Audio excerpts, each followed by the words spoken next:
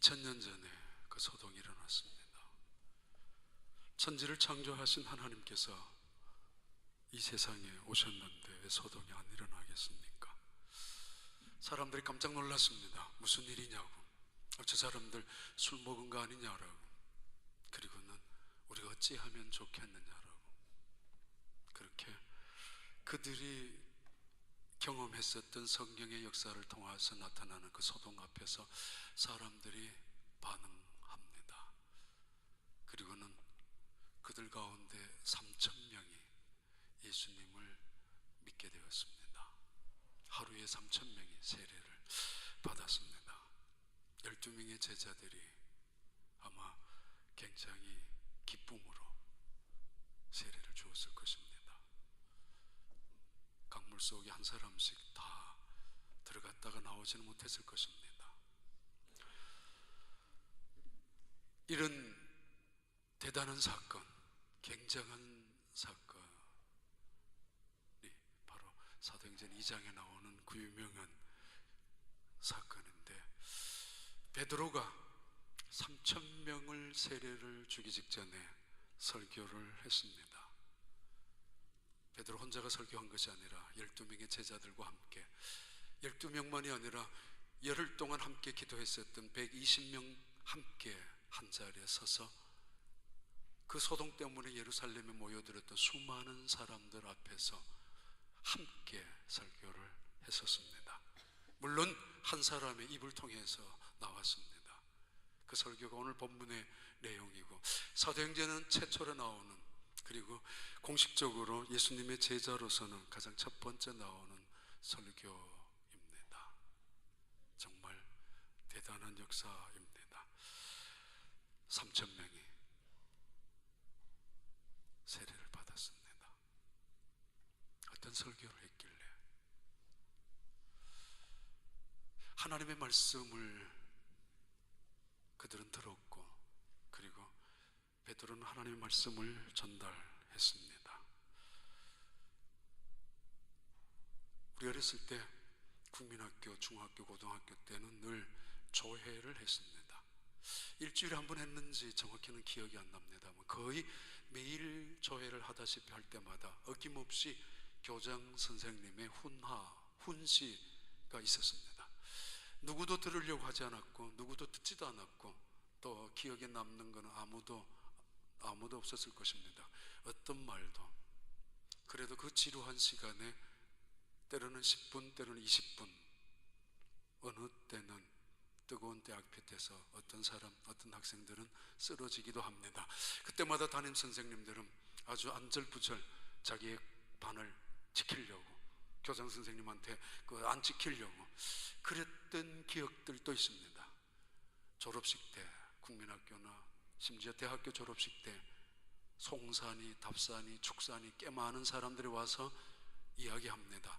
그러나 누구도 별로 듣지 않습니다. 떠듭니다. 떠들어도 이제는 아무도 제재도 하지 못합니다. 졸업하는 학생들 때문에. 아주 유명한 사람이, 굉장한 사람이 와서 축사를 하면은 조금 귀를 기울일런지 모르지만 대부분은 관심 없습니다. 그렇게 1시간, 그렇게 2시간 공허한 소리가 남발되고, 그렇게 때로는 쓸데없는 소리가 마치 쓰레기처럼 난무해지는 했던 그런 시간들이 있습니다. 설교는 어떤 시간일까? 만약에 하나님의 말씀으로 받아들인다면 일주일에 새벽기도와 수요예배와 그리고 때로는 금요기도의 주일예배, 매주 어김없이 드려지는 예배 때마다 어김없이 선포되는 하나님의 말씀을 내가 하나님의 말씀으로 받아들인다면 우리 속에는 어떤 일이, 어떤 소동이 일어날 것인가? 말씀을 전하는 자가 과연 목사의 생각이나 마음이 아니라 하나님의 마음과 하나님의 생각을 하나님의 말씀으로 전달하기로 작정해서 그것만 전한다면 어떤 일이 일어날 것인가? 무슨 소동이 교회 안에서 일어날 것인가? 가끔은 그렇게 생각해 봅니다. 무엇이 문제인가? 하나님의 말씀으로 듣지 못하는 게 문제인가? 하나님의 말씀을 제대로 전달하지 못하는 것이 문제인가? 이 베드로는 그 혼자 설교하는 것이 아니라 성령님께서 그의 생각과 그의 마음을 주도적으로 압도하고 통제하면서 그의 입술을 통하여 하나님의 말씀을 전달하게 하고, 그리고 옆에는 12명의 제자들과 120명과 함께 그 말씀을 전하고 있습니다. 죄송합니다만 꽤 오래전에 2006년도입니다. 한국의 어느 신학교에 수련회에 인도하러 간 강사였습니다. 학부 학생들과 대학원 학생들과 그 해는 같이, 그리고 기도원에서 수련회를 3박 4일 했습니다. 대부분 신학교는 그렇게 해서 한 학년을 시작합니다. 그때 한국에서 건너온 다음 미국에 와서 우리 교회 홈페이지에 어떤 분들이 댓글을 올린 것이 있습니다. 그 학교 학생들이, 그 중에 하나 이런 댓글이 있었습니다. 목사님이 집회하는 순간 강대상에서 설교할 때 천사가 옆에 있는 걸 보았다고. 그 학생이 무슨 거짓말을 하겠습니까? 저한테 잘 보여야 될 이유도, 저는 교수도 아니고 또 그 교회 목사도 아니고 갔다 오면 그만인데 남의 교회에다가 그렇게 올릴 필요도 없을 텐데 아마 보았던 것을 적은 것 같고 그것을 저한테 뭔가 알려주고 싶은 생각이 있었던 것 같습니다. 한국 나갈 때 저는 일주일 전에 왼쪽 무릎을 파열이 되어서 수술을 하고 나갔습니다. 학교 일정이기 때문에 변경할 수도 없고 또는 다른 사람으로 금방 바꿀 수도 없기 때문에 예정대로 제가 나갔습니다. 나가서 전철을 타야 할 때가 많잖아요. 서울에 나갔을 때 그러면은 걸어가야 될, 더군다나 계단이 꽤 많습니다. 좀 힘이 들 때가 있었는데 그 학생은 전혀 몰랐죠. 그런 일이 있다는 거. 그리고 얼마 후에 한국 돌아와서 그 글을 보았습니다만, 그리고는 어느 자리에서 이 비슷한 이야기를 한번 했는데 그분 우리 교회 교인입니다. 지금도 계십니다. 그분이 그때에 비슷하게 자기의 경험을 이야기했습니다. 자기는 천사가 아니고 누군가가 희미한 그림자로, 참 이상하다, 내 눈을 자꾸 의심할 만큼 이상하다라고 이상한 이야기로 하는 것을 죄송하게 생각합니다만은 혼자 설교할 수 있습니다. 목사 잘남으로. 근데 그거 설교 가지고 되겠습니까? 항상 성령님의 도움 없이, 성령님이 함께 하시지 아니하고 성령께서 주도적으로 항상 역사할 수는 없겠지만 그래도 그 도움, 그 의지하지 아니한 설교가 하나님의 말씀이라고 할 수 있겠습니까? 그래서 사실은 제가 예배당에 들어오기 전에 기도 시간이 있습니다만은 꽤 불안합니다. 왜냐하면 저 방에 있는 화장실에서 혼자 정말 있다가 들어와야 되니까, 그렇게라도 안 하면 안 되니까. 지난 한 주간 동안 전화 기다린 것이 있습니다. 2007년 11월, 12월 달에 한국에서 자기 아들을 만나기 위하여 휴스턴에 들렸던 한 분, 원래는 한 달만 있다가 가려고 했는데 암 환자였습니다. 그것도 아마 드린 적이 있습니다. 그런데 우리 교회에 와서, 그때 옥중서신이었습니다. 1장이었습니다. 저 기억으로. 그리고 확인해 보니까 그 예배를 지나가다가 드리러 왔었다가 강대상에서 나오는 불길 같은 것이 자기 몸속에 들어오게 되고, 그러면서 자기 몸속에서 일어나는 어떤 역사를 경험하고, 그래서 한 달 더 있다가 나가고, 그래서 한국에 나가서 한참 후에 전화를 했던 분이 있었습니다. 아마 이야기 드렸습니다만.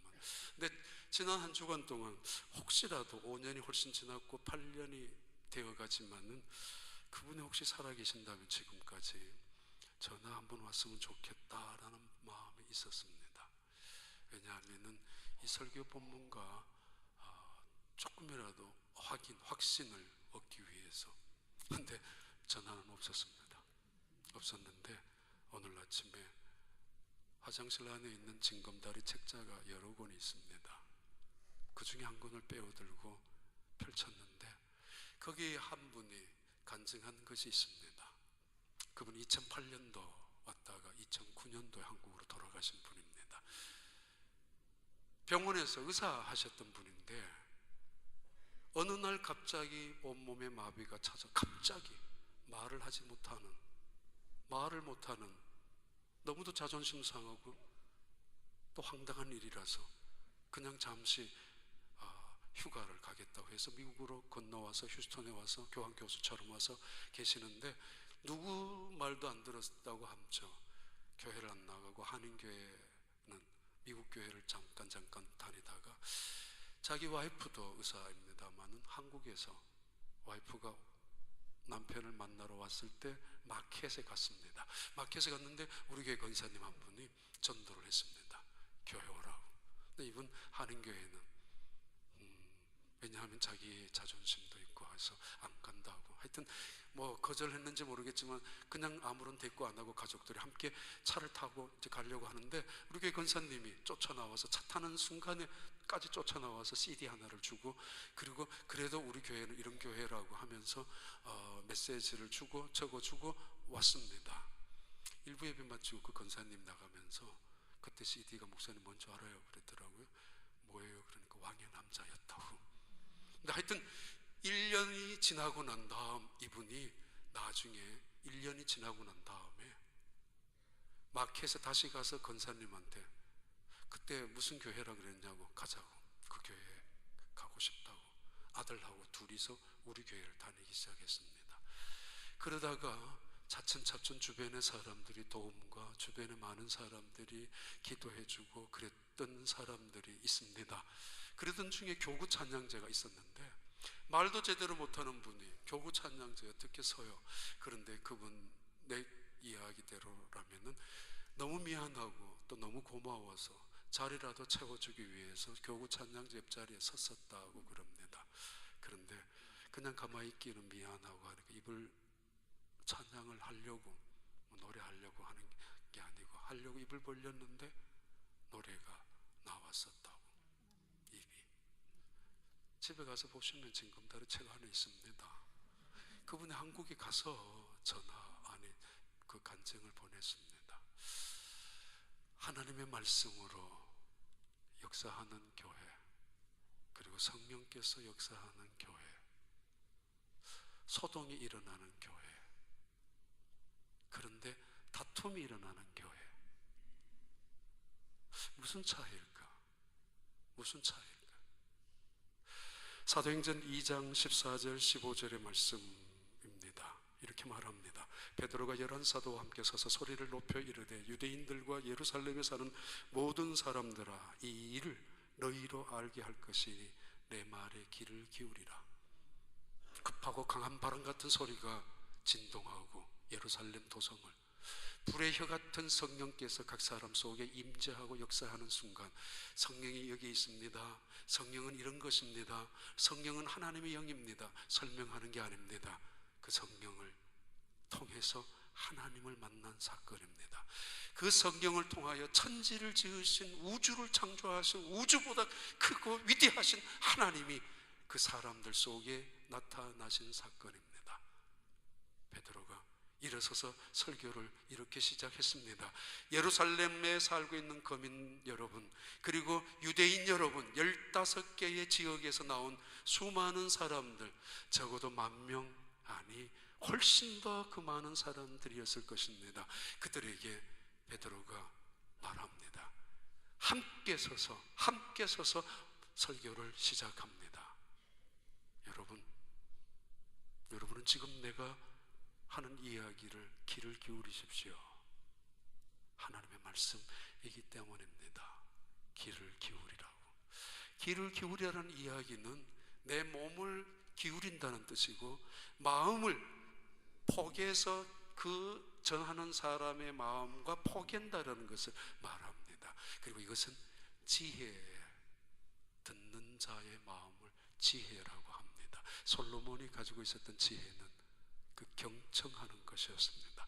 듣는 것, 생명이 거기에서 일어나기 때문입니다. 아무튼 지나가는 말이지만은 이 베드로는 내게 귀를 기울이고 들어보라고. 예루살렘 거민 8만 명 이상에 살던 사람들 다 모인 건 아닐 것입니다. 적어도 15개 지역, 아니 그 이상의 훨씬 더 많은 지역에서 10만 명 이상이 운집했다면 수많은 사람들이 있었던 그때에 많은 사람들이 다 모인 것은 아닐 것입니다만은 그래도 분명히 그들에게 외칩니다. 내게 귀를 기울이라고. 그러면서 15절 말씀입니다. 때가 지금 제3시가 아니냐. 너희 생각과 같이 이 사람들이 취한 것이 아니라. 그 사람들은 이게 어찌 된 일이야? What does this mean? 뭐야 이거? 그러면서 그들이 이야기했습니다.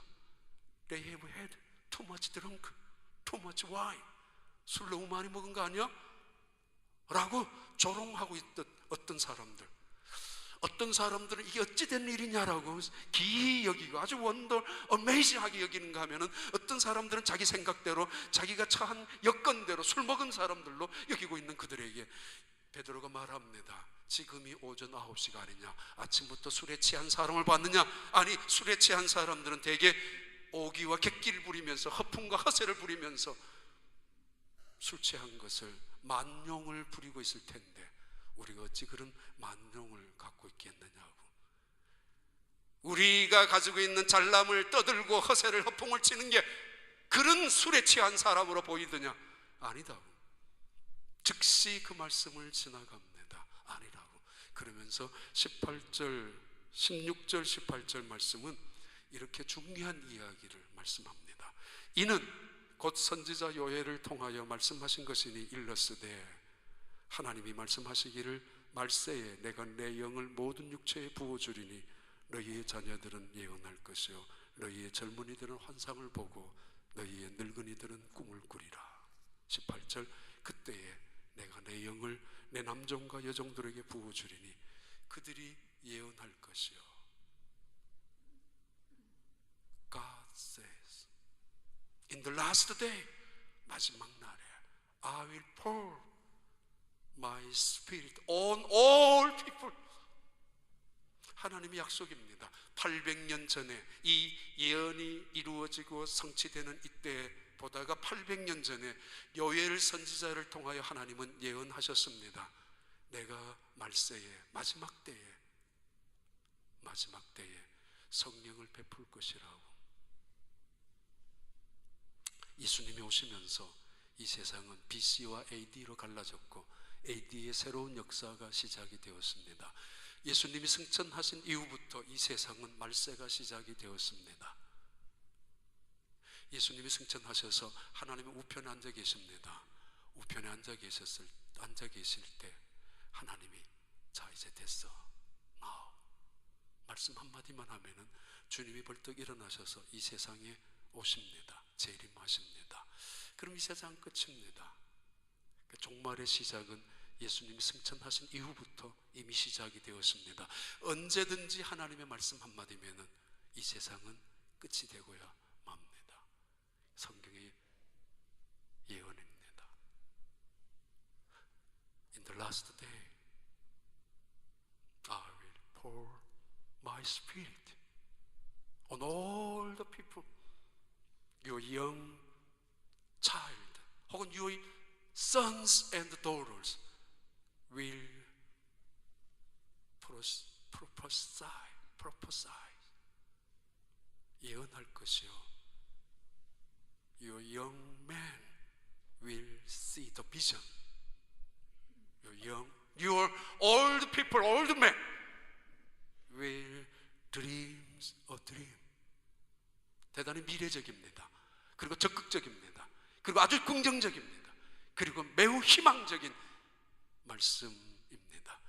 절망이 가득한 그 시대, 죽음으로 얼룩져 있던 그 시대, 희망이라고는 찾아볼 수 없는 그 시대에 하나님께서 마지막 날에 새로운 희망을, 새로운 어떤 사건을 보여줄 텐데 그 사건의 시작은 바로 성령의 오순절 강림이라고 말씀합니다.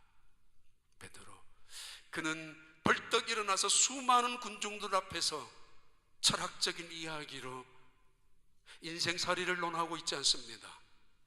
도덕적인 윤리적인 설교로 인격을 따지지 않고 있습니다. 이거 무시하라는 이야기는 결코 아닙니다.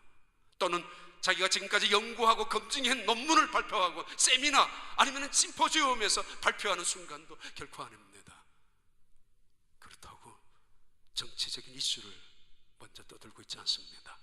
한순간에 수만 명이 모여있는 그 군중 앞에서 그가 한마디 던지는 정치적인 이슈는 핫 이슈가 될 것이고 굉장한 흥미와 관심을 끌기에 충분할 것임에도 불구하고 그는 한마디도 언급하지 않았습니다. 헤롯을 죽이자 아니면 총독부를 향하여 우리가 쿠데타를 하자라는 이야기도, 아니면 노사의 이야기도, 복지의 이야기도, 경제의 재정의 이야기도, 빵 이야기도, 굶주려 있는 그들에게, 가난한 그들에게 듣기 좋은 이야기를 떠들고 있지 않았습니다. 죄를 말하고 있습니다. 제대로 된 희망이 무엇인가? 당을 바꾸는다고, 대통령을 바꾸는다고, 정책을 바꾸는다고, 교육 환경을 바꾸는다고 세상이 달라지는 것이 아니라는 이야기입니다.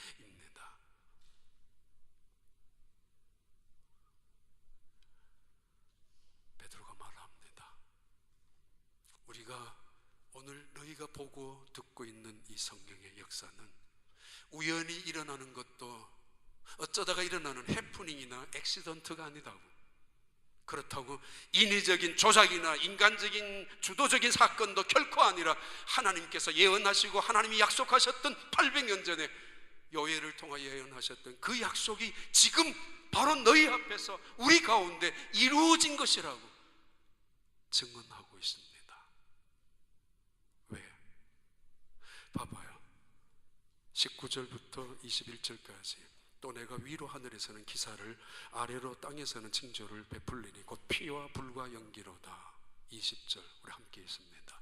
주의 크고 영화로운 날이 이르기 전에 해가 변하여 어두워지고 달이 변하여 피가 되리라. 21절 누구든지 주의 이름을 부르는 자는 구원을 받으리라 하였느니라. In the last day 주님이 성령으로 우리에게 역사하시는 순간이 시작됩니다. 라스트 데이, 그리고 또 하나의 그 라스트 데이의 끝이 이렇게 변합니다. The sun will turn to darkness. 아주 어두움으로 변할 것이고 The moon blood, 핏빛으로 변할 것이다. 언제요? Before the coming of the day, great, glorious day of Lord. 위대하고 영광스러운 하나님이 주님을 통하여 이 세상에 오시는 그날 두 개의 사건이 이루어집니다. 달이 피로 변하고 해가 어두워지는 그것을 바라보는 사람들에게는 멸망 심판이 되지만은, 그러나 주의 이름을 부르는 자는 영광스러운 날로 구원을 받게 될 것이라고. 누구든지 주의 이름을 부르는 자는 구원을 얻으리라고.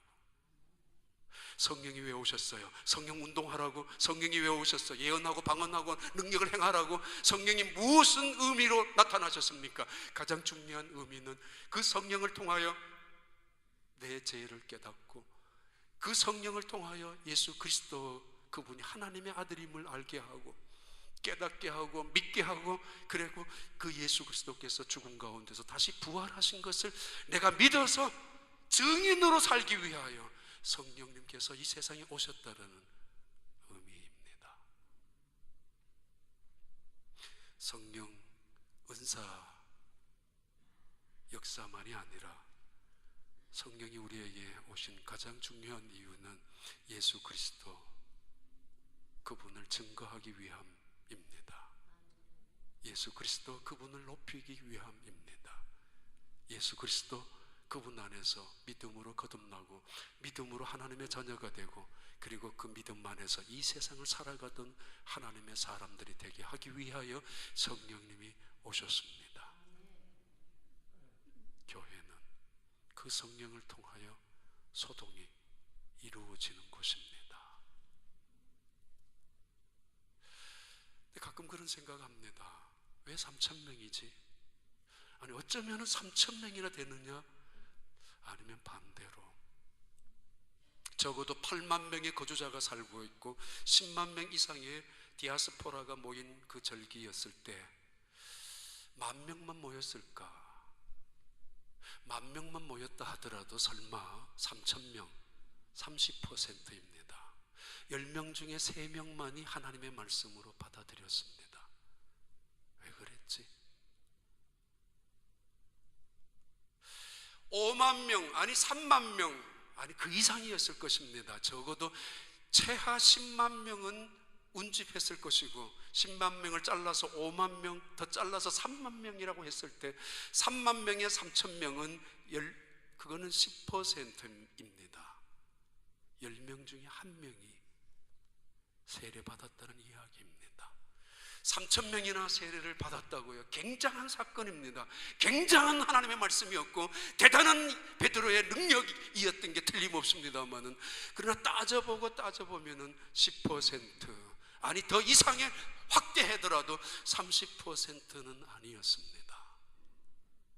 왜 그랬을까요? 하나님의 말씀이 압도적으로 전달되고 성령이 주도적으로 베드로를 통하여 역사하고 있는데도 불구하고 그런 본문을 자꾸 읽다가 보면 맞아, 그럴 수도 있구나 라는 생각을 하게 됩니다. 욕심, 그건 만용이기도 하고. 베드로는 또 다른 주제로 옮겨갑니다. 예수님의 부활에 대한 증언을 하기 위하여 이렇게 말합니다. 사도행전 2장 25절부터 28절까지의 말씀입니다. 다윗이 그를 가리켜 이르되 내가 항상 내 앞에 계신 주를 배웠으며 나로 요동하지 않게 하기 위하여 그가 내 우편에 계시도다. 그리고 그러므로 내 마음이 기뻐하였고 내 혀도 즐거워하였으며 육체도 희망에 거하리니 27절에 이는 내 영혼을 음부에 버리지 아니하시며 주의 거룩한 자로 썩음을 당하지 않게 하실 것이미로다. 28절 주께서 생명의 길을 내게 보이셨으니 주 앞에서 내게 기쁨이 충만하게 하시리로다. 다윗이 설교를 합니다. 아니 베드로가 첫 번째 설교의 주제는 성령이었습니다. 우리가 술에 취한 거 아니야. 성령에 취한 것이야. 그리고 이 성령은 하나님이 약속하신 것이야. 그리고 이 성령은 목적은 예수를 잘 믿게 하기 위함이야 라고 하시면서 그 예수에 대한 주제로 결론을 맺고 있는데 다윗에 대한 인용입니다. 이때 당시에 다윗은 1000년 전의 사람입니다. 요엘은 800년 전의 선지자라면 다윗은 1000년 전에 이스라엘 민족의 임금이었습니다. 그런데 2000년 전에 다윗이 고백합니다. I saw the Lord before me because He is always right hand, at the right hand. 하나님이 언제나 내 앞에 계신다고.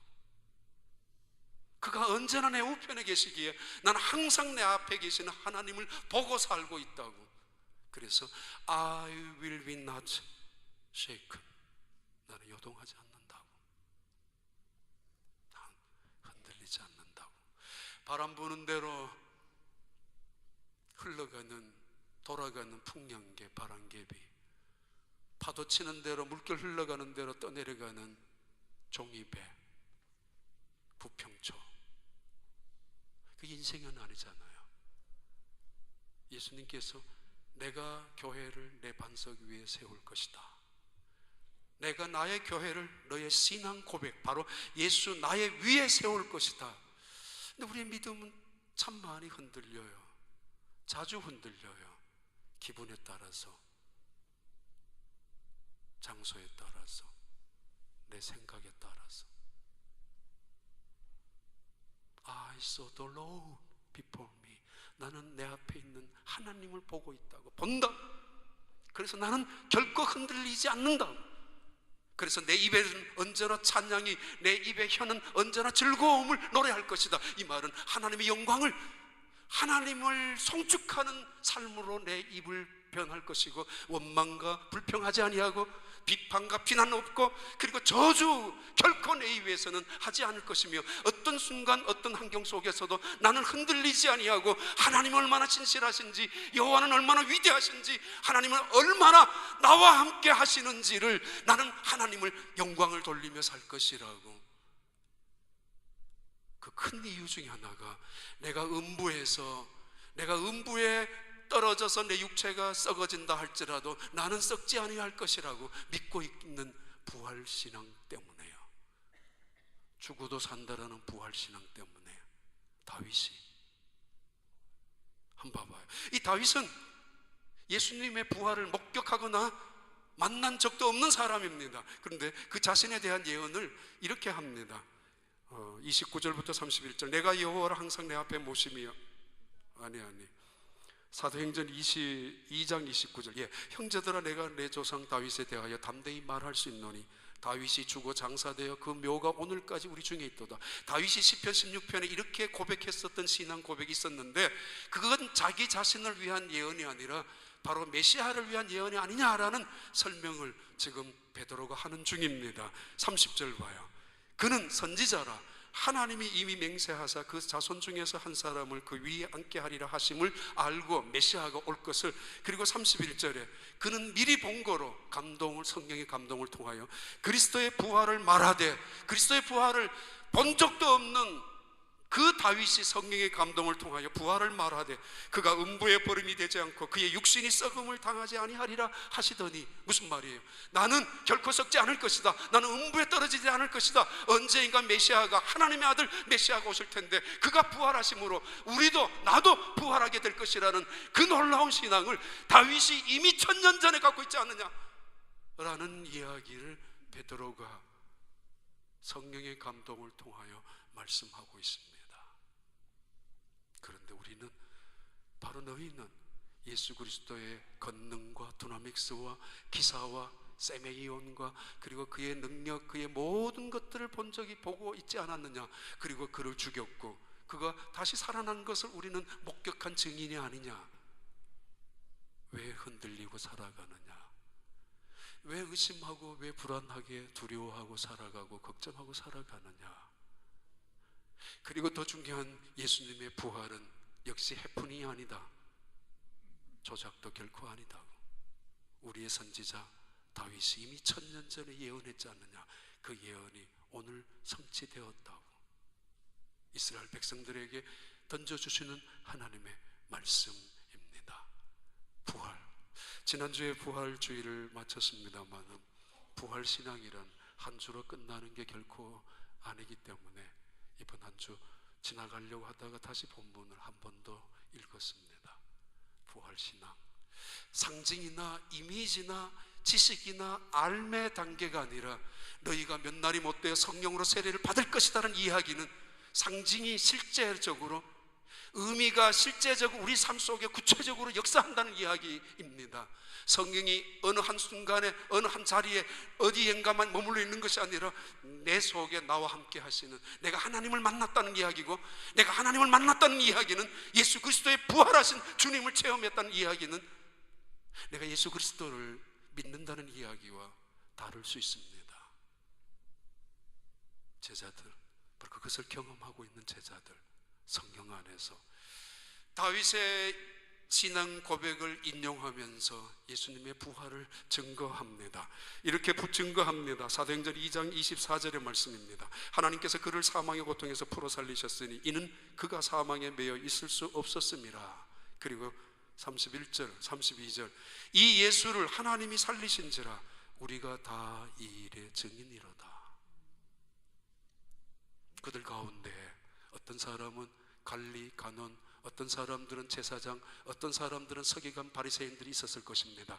아니면 어떤 사람들은 군인들도 있었을 것입니다. 소동이 일어난 그 순간에 모여들었을 테니까 이 말씀 앞에서 그들은 온몸에 소스라칠 만큼 전율을 느꼈을 것입니다.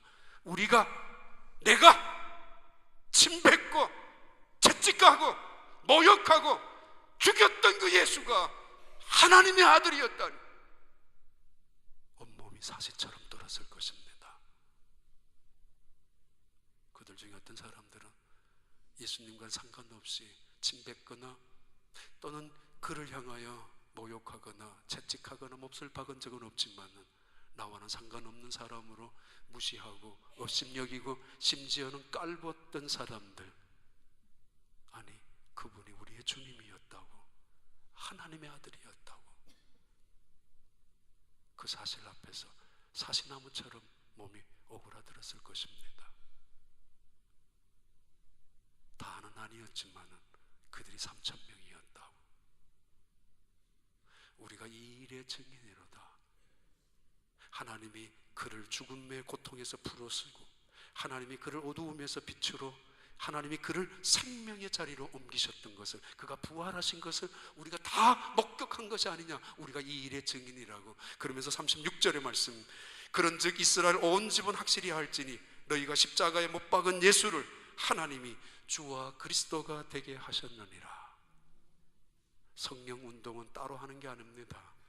예수 그리스도와 함께 하는 것입니다.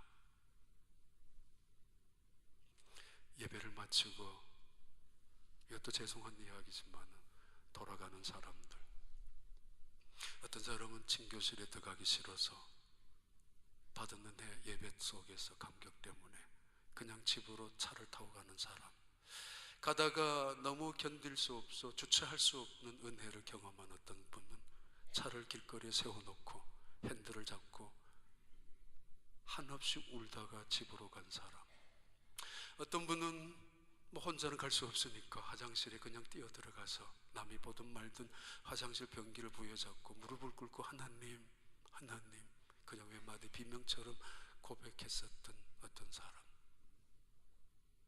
어떤 사람 집으로 갔지만은 집에 가서 혼자 클로셋 옷장에 들어가서 예배에 있었던 하나님의 음성을 다시 되씹고 하면서 하나님 감사합니다라고. 어떤 분 칼리 스테이션에서 지나가던 교회에 들어왔는데 들어오는 순간부터 예배드리는 끝까지 마치 하나님께서 자기를 위하여 준비해놓고 기다렸다는 듯이 원수의 목전에서 상을 베푸시고 기름으로 내 머리에 바르셨으니 그 의미처럼 자기 자신을 위하여 드렸던 예배를 잊지 못하는 분들. 아침에 일부 예배 나가면서 노르웨이에서 왔던 그분은 어느 순간에 요셉의 설교를 들었대요. 그래서 그때부터 희망을 품기 시작했답니다. 우리 아들들에게도 희망을. 그때 희망의 디그니티 시리즈를 요셉을 통하여 말씀드렸던 창세기가 있었습니다. 물론 다는 아닙니다. 어떤 사람은 뭐야, 하나님 말씀 듣고 싶은데 뭐야, 어쩌면 70%는 그럴런지도 모르겠습니다. 하나님 말씀을 듣고 싶다고. 그런데 안 들리니까 고민이잖아요. 그 어떤 사람은 난 관심 없어, 나는 그냥 재미삼아서 왔다 가는 거니까. 기억하십시오. The last day, in the last day, 성령께서 오신 증거가 마지막이라는 것입니다. 그리고는 정말 궁극적인 The day of Lord, 주님이 오시는 그날에는 태양이 어두워지고 달이 피로 변하는 그때는 성령 안에서 주의 이름을 부르는 자만이 구원받는다는 그 말입니다. 여러분, 성령 안에서, 성령을 통해서 주의 이름을 부르는 성도들, 그래서 주의 이름을 부를 때마다 주님께서 주시는 은혜와 능력과 지혜와 권능과 영광을 통하여, 아니 부활의 생명과 역사를 통하여 이 세상에서 살아가는, 그럴 때마다 가정에서도 직장에서도 교회 안에서도 소동이 일어나는, 쓸데없는 인간의 소리가 아니라 쓸데없는 술 먹고 객기 부리는 그런 다툼의 교회가 아니라 성령의 역사를 통하여 일어나는 수많은 간증들, 하나님이 나를 살리셨다고, 하나님이 나를 변화시키셨다고, 하나님이 내 아들을 살리셨다고, 하나님이 나를 고치셨다고, 하나님의 성령이 내 속에 역사하셨다고. 그래서 그의 입으로 하나님을 찬양하며 더 이상 결코 저주하는 일 없이, 더 이상 결코 불평이나 원망 없이 정말 한 일생을 부활하신 주님과 함께 동행하면서 그 영광, 그 능력을 증거하며 살아가는 사람들, 바로 여러분들이 되기를 바랍니다.